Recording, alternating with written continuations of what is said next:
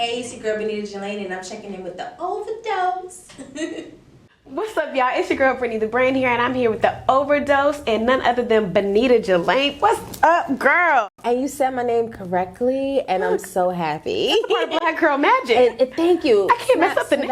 Yes, and it's crazy. A lot of people, it's like so smooth, but a lot of people like they want to say something else, but it's like Jalane. Just let it roll off your tongue. But then it's like Bonita. You can't mess it up, girl. Bonita Jalane. That's it. Period. Yes, I love it. Look, now, if you haven't already been introduced to this girl, I'm gonna let her tell you everything that you need to know, and then we're gonna dive right into this. So tell us where you started out with music. I know you've been in the industry for a very long time, and you've been working real hard, but what was like the first big moment for you that really got you introduced?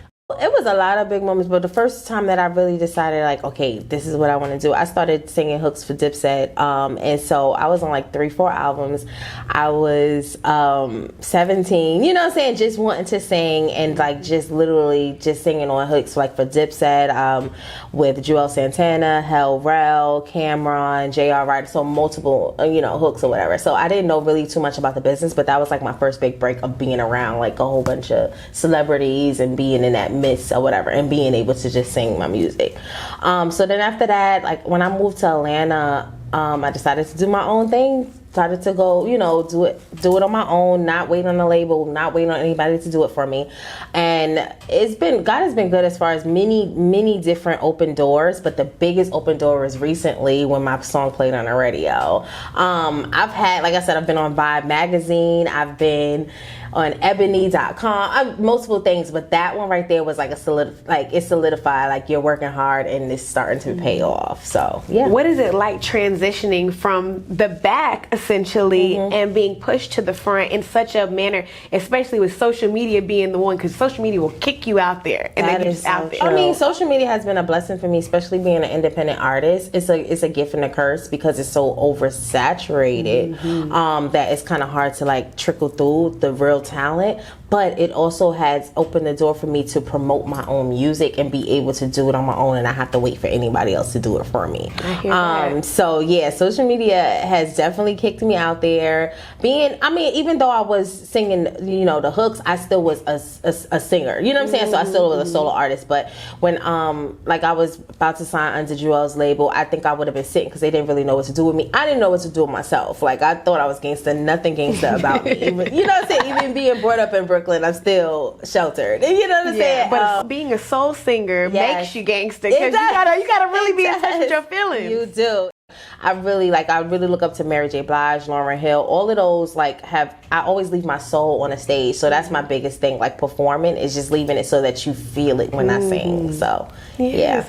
Tell me about Unfollow, because first of all, the message alone had me a little triggered, because it's like when you're looking at social media as a construct, it's easy to put it into words, but when you hit them with the melody, where did that all come from, and what made you decide to do it? Oh, like right when Corona hit, it was crazy because I was about to move to LA, as I was talking to you off camera, and it was just a whole bunch of stuff. It's like the transition. I felt like I had did everything. Like I keep hitting the peak. You know what I'm saying? Like been on different things, been on TV. And almost people knowing more about me, knowing who I am, and almost making it. And so when Corona hit, it was just so much other stuff that was going on in my life that God has put me through. And then it was like, damn, what do I do? Like, I don't know if I still want to do this music, to be honest with you. So my outlet for me is writing. So I was in a rut where I don't know if I want to do this music no more. I had just met with like BET execs, and it's just like, oh, how many followers do you have?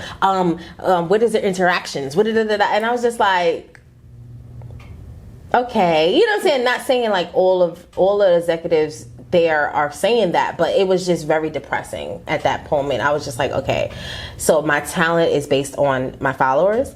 So I went to the studio, we had a session at Stankonia, and one of my homegirls, we met at a show, and she was like, Bonita, I love you, I would love to work with you. And I was like, girl, I love you, let's work together.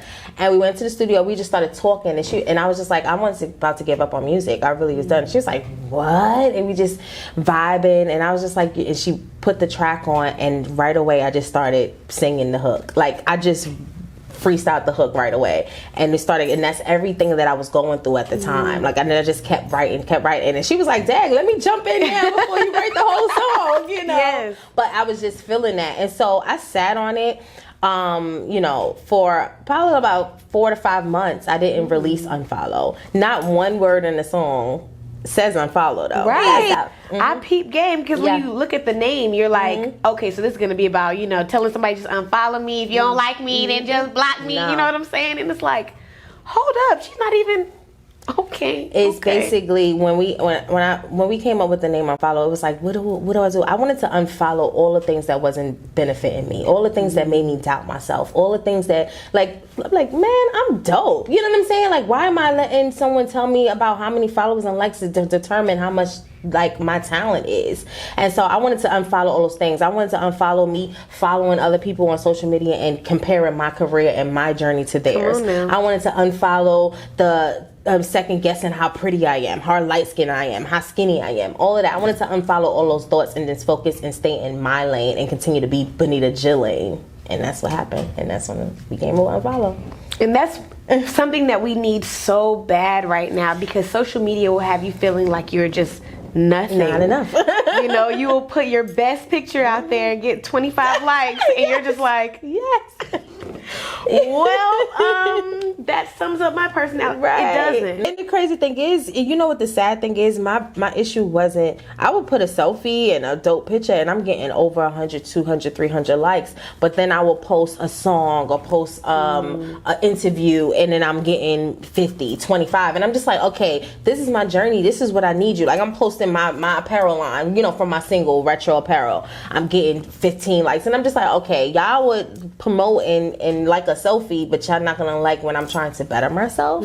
So those were the things that was like really bothering me. And to this day, it's like people say they support you, but do they? You know, and sometimes they do. So I had to unfollow the thought of caring if they do or not. I just had to continue to love what I have and what I can do, and that's why I put that song out. Where do you see music going in the direction? Where would you like it to be going right now? Now that you have indie artists who are getting that shine, being at home, being able to do these at-home concerts and everything, where do you see the music industry going? I just wanted it to be fair, and it has not been fair in a long time. Like, just watching the Aretha Franklins and different, like, those stories, it's just really inspiring because it's like they still did it on their terms even when they was about to give up. So I just want the music industry to you know, everybody has their following. It's everybody that's gonna like someone. It might be some people that don't like me, but let me just have my following and don't shadow ban the great people who want to see what I'm doing. Stop having the ageism in the industry. Stop having the you know, if you're not light with long hair and all of this stuff, or stop having the colorism in, you know, the industry. Stop having the you know, like I was watching Lizzo talking about, you know, her weight and all the different stuff like that. If they can get rid of all those things and just listen to the talent and how the music makes you feel, I think it would be great. I'm going to manifest that because I really want to see that in the industry. I really want to see that. And I feel like we're all on a kind of an even playing field now because everyone had to take a moment to sit down. Are we though? I'm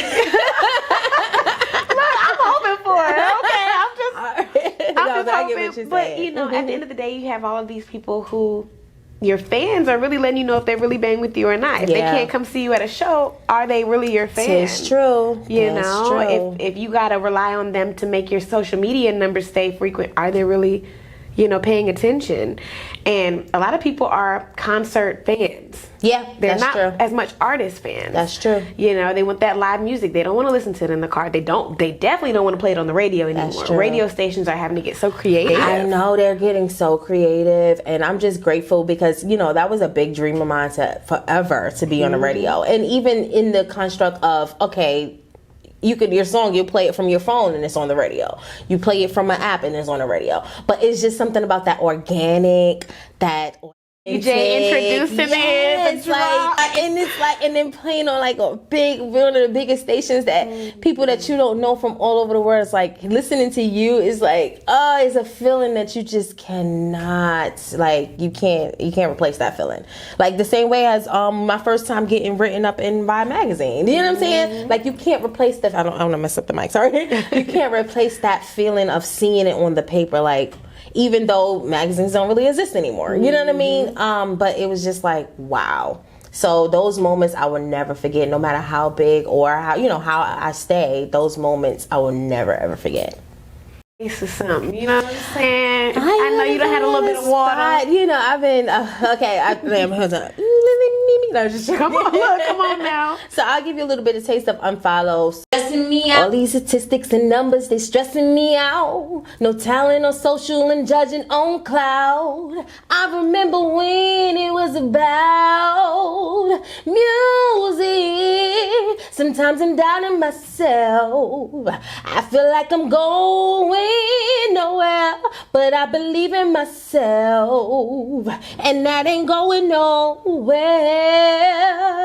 So I just choose to keep doing what I do. There's no excuse to get lost in new views. Oh, come on. What would you say to creatives who are about to get back released into the wild and you know they may have been a little I don't know, maybe feeling shortchanged or feeling like, how did I get here? Maybe they lost their momentum because they were about to release a project and then boom, the world shut down. What do you say to those people? Find the love for it again. Like we all find the love for it again. Like we all fall down, we all get into those places, but find the love that you have for it. No matter what people are saying, no matter what your team is saying, find the love for it within yourself, and that's all you need. It'll get you back to where you need to be. Music, your socials, everything is on my website, which is BonitaJalane.com. So my name, BonitaJalane.com. All my social media handles is Bonita Sings, Sings. If you put in Bonita Sings, you'll find everything you need to know about me. But if you go to the website, everything on there, from the apparel line to the new music that's dropping, the project that I'm working on right now, visual videos, everything. So follow me. Check it out. Ladies and gents, Bonita Jalane. This has been the Overdose, and we're out.